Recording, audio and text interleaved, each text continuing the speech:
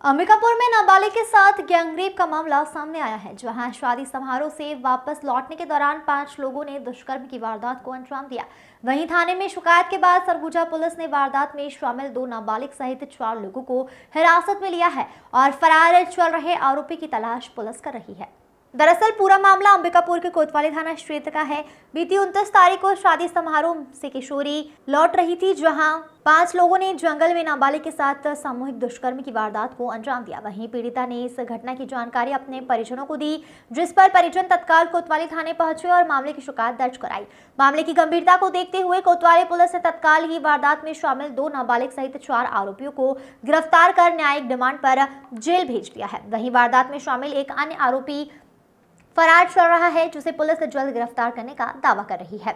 Bureau report. कोतवाली थाना क्षेत्र अंतर्गत चेंद्रा लालमाटी में एक पीड़िता के साथ दुष्कर्म के मामला सामने आया है, जिसमें 29 तारीख के बीच रात को उसके साथ कुछ लोगों ने 5 लोगों ने दुष्कर्म करने का शिकायत लेके कल वो अपने माता के साथ थाना आई थी और उसमें हम लोग तुरंत टीम बना के 4 लोगों को गिरफ्तार किए, जिसमें 2 नाबालिग है और 2 बालिग है और एक का पता तलाश अभी जारी है। जिनको गिरफ्तार किया है उनके खिलाफ 376 डी और पॉक्सो सेक्शन 6 के तहत FIR पंजीबद्ध किया गया है और उनको आज विधिवत न्यायिक रिमांड पर भेजा जा रहा है।